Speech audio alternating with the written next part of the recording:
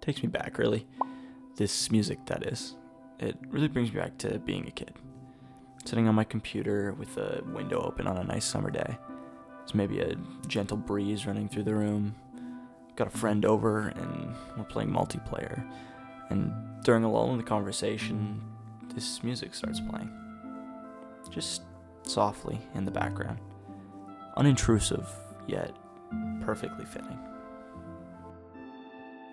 Minecraft, with both its volumes and new tracks, I think has one of, if not the greatest game soundtracks to date.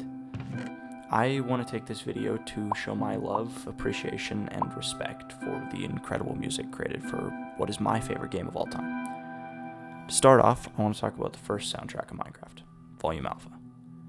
In my eyes, Volume Alpha is the greatest video game soundtrack I've ever experienced to date. While there are many other games that I think are up there, none of them are, in my eyes, as good.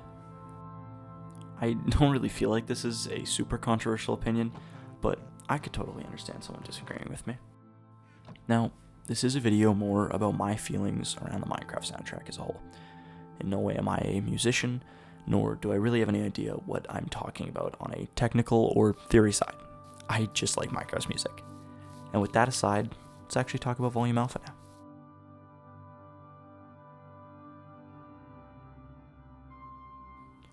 I've always felt like Minecraft's soundtrack comes off as more than just a soundtrack to a game. It really does an incredible job of evoking a feeling while you're playing. But I've also never really understood why it felt that way or what makes it feel that way. Volume Alpha is a bit weird when it comes to game music. For me, it's the sound of my childhood, and I'm sure it is that way for many others. But unlike other soundtracks that I know of, there is a lot of hidden meaning behind it that kind of just goes really unnoticed when you're playing the game. Because of how old Minecraft and its music are, this music came out for the game at a time without a lot of content.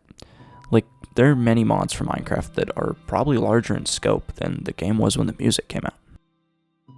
And the reason I say this is that it almost seems like C418, and probably Notch, wanted to use the music of Minecraft to almost help infuse some more feeling into the game.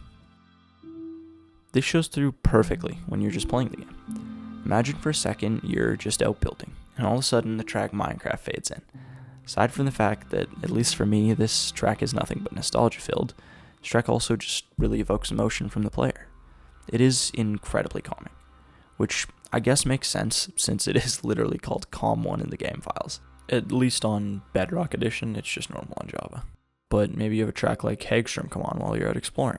Say you're walking through a new village you just found.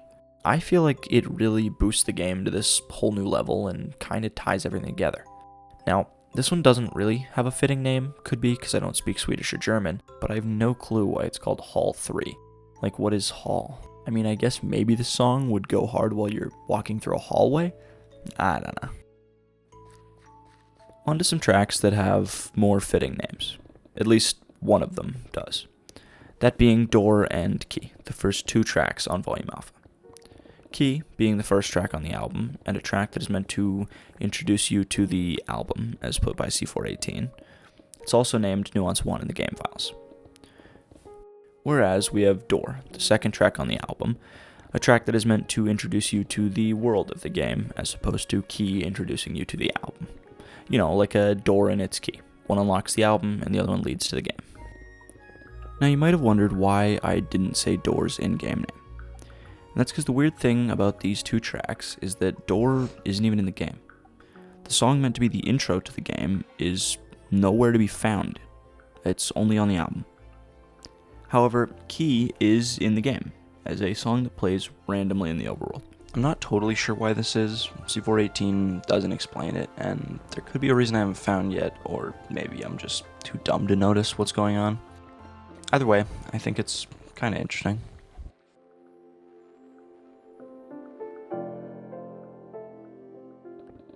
Yeah, I'm gonna get right out in front of it. That title was a complete lie. There is no subtlety. Like, not even in the slightest. If you're listening to any of the songs on Volume Alpha, I think you almost immediately pick up some sort of vibe from any of the tracks. It's legitimately impressive. The reason for this is because every song in the game, at least at the beginning, had to work kind of everywhere. This was because they weren't really able to track where a player was specifically in the world with older versions of the game. This meant that music couldn't really be area specific, and it kind of needed to work just everywhere. I think this is why C418 chose to almost imbue the music itself with a feeling instead of leaving it to where you are or what you're doing in the game. Depending on what you are doing, I think the music can take on a kind of different feel.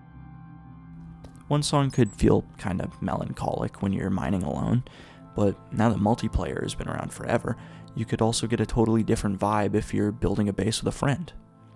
Now, with the newer stuff, and even most of Volume Beta, we have more pointed music for an area or a mode. But with Volume Alpha, it's meant to both evoke emotion in certain states, as well as work as an all-around soundtrack. And I think that, in part, is why it's such a versatile and timeless album. It both is and isn't meant for a specific purpose, depending on what's going on around you, or how much you're paying attention to the music.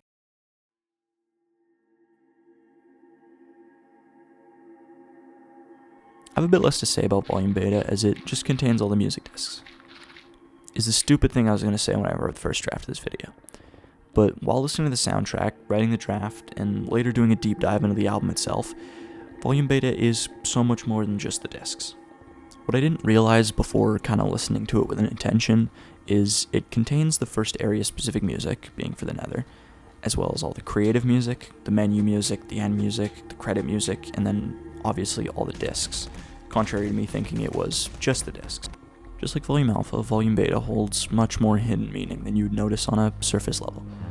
With that, I mean it comes in sections that hold a pretty consistent mood. However, Volume Beta has far less differentiation in this category, being that it's mostly just the Nether music, creative music, or the other kind of MISC stuff. Starting with Area Math, a song I'm sure we're all familiar with, and the song currently playing. Honestly, a straight classic of Minecraft. It makes sense to me now, but this is one of the tracks off the Creative series of songs, Creative 4 to be exact. But whether I was just stupid up until this video, or it not being common knowledge, I had no clue there was Creative exclusive music. But it makes sense to me now why I know the Creative music so well, and that's because as a kid I spent most of my time in Creative.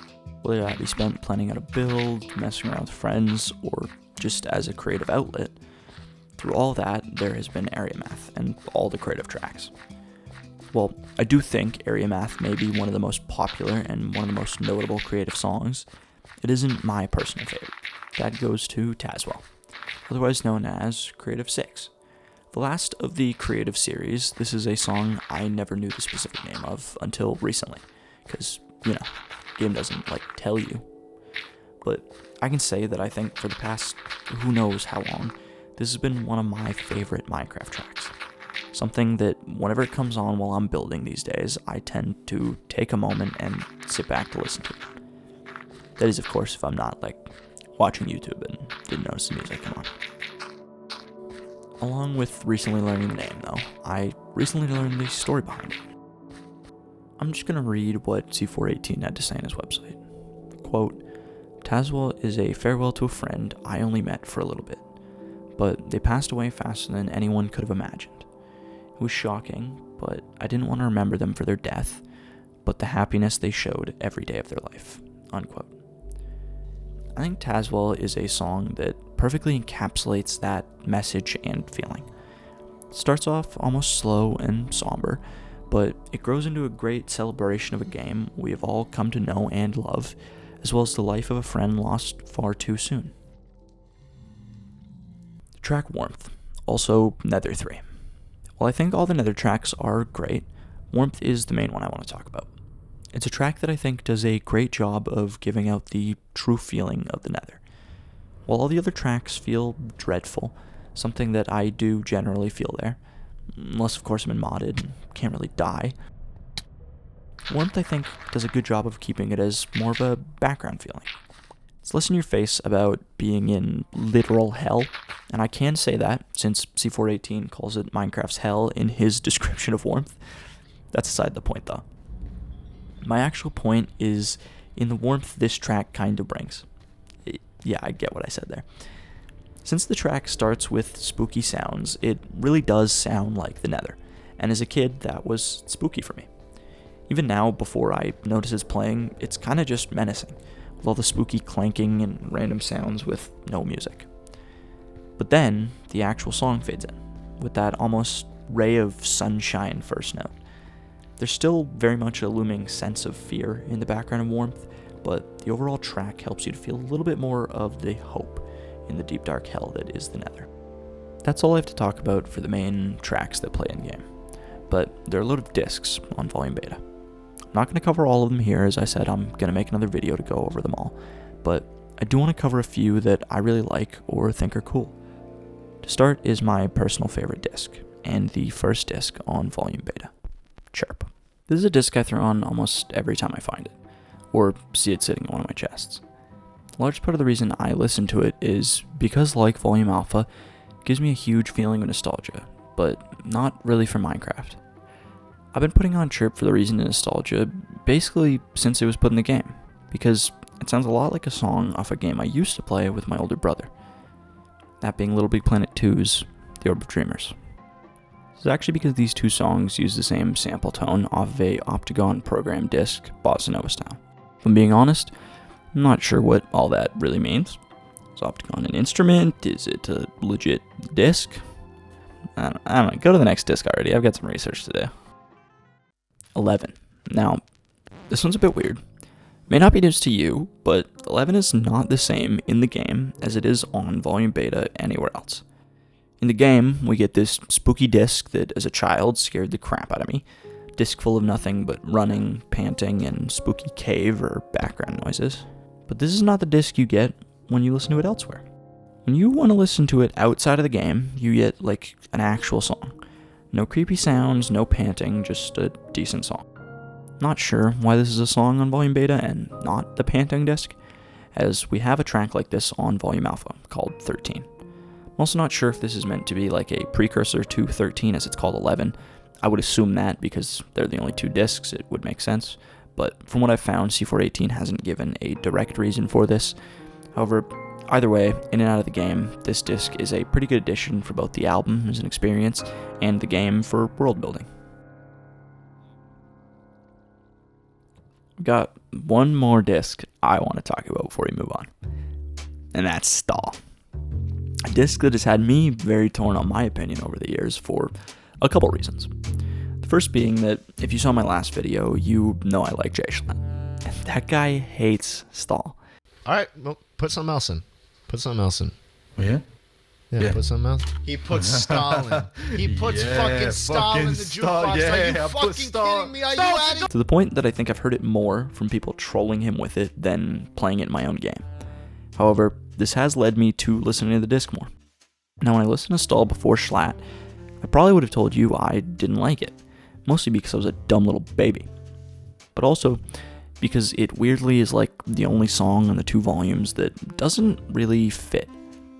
Like, it's jazz. It's kind of its own thing, which I think is pretty cool, and that kind of made me appreciate it more for what it is. Also spent like 15 hours listening to the Minecraft soundtrack in 1 week writing this script, not to mention however many more hours while editing this, so I've kind of just forced myself to like it.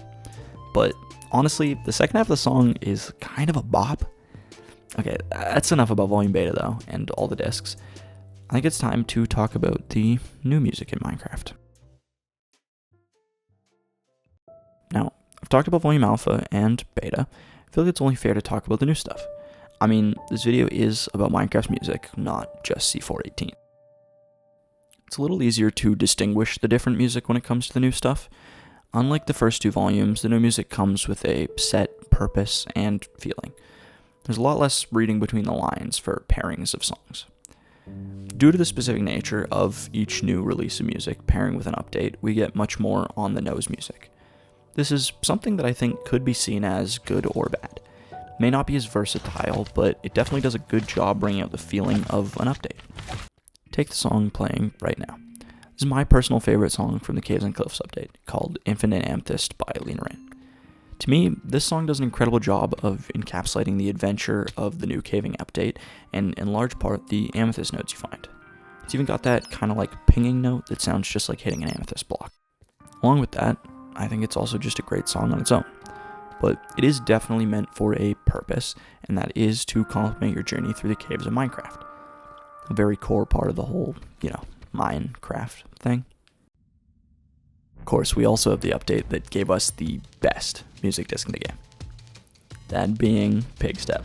Like, do you hear this? Are you kidding me? This goes unbelievably hard. I do think the rest of the song's Nether update may not go entirely as hard as Pigstep. However, I think that the few new songs we got with the update do an incredible job of encapsulating the Nether.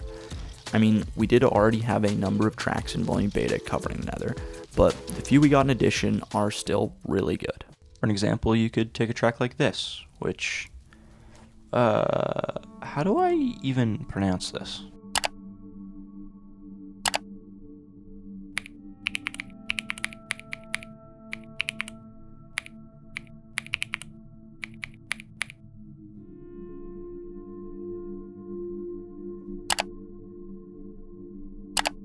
Chrysopia.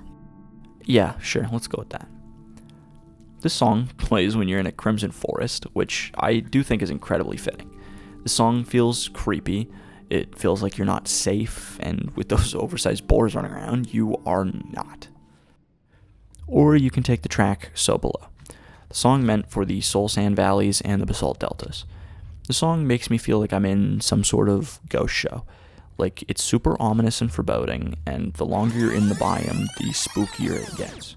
As if someone doesn't really want you there. Like, the souls of the dead. Overall, the few Nether tracks we got with the Nether update a few years ago do a good job of keeping a similarity with the original tracks, while also kind of doing their own thing, specifically to match the biome they were made for. And again, Pigstep is just so good. It's like not even fair. And then to follow that up, there's the Trails and Tales update. Not gonna lie, I still don't know what this update adds other than the sniffers, and I also don't know what they do. Like, this update's a bit of a doozy for me, but its name is Trails and Tales, and I can say that without a doubt, this song makes me feel like some sort of ethereal space knight going on an adventure for his king. Could I be crazy? Sure, that's just kind of the vibe I'm getting from this song, which I personally think makes a lot of sense in the context of both Minecraft and the feeling of the old soundtrack.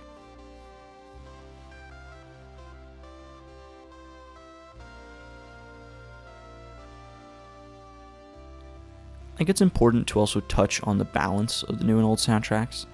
While I can preach forever about how incredible and perfect for the game the old soundtrack is, I think the new music does an incredible job serving its purpose. However, I think that the harmony between the two different approaches is what has been making the ever-growing soundtrack of Minecraft even stronger than it was before. While I stand by the fact that C418's music does an incredible job of capturing the feeling of playing Minecraft and accompanying the gameplay impeccably, the new music kinda does the exact same in its respective area. Because while I don't really want to hear Crescent Dunes, for example, while I'm digging a chunk error in the ground, and something like the track Minecraft would be more fitting, I think the Crescent Dunes would be a perfectly fitting track when out exploring. Like, this song playing while running through villages or searching far and wide for that perfect base location, or perchance while exploring a Crescent Dune. That's what the new music is for in my mind. I see it as a way to infuse a little bit more feeling of the world of Minecraft into your gameplay. A way to specify what you're doing at that given moment once and a while. I think there is a time and place for both the specified new music and the more versatile old music.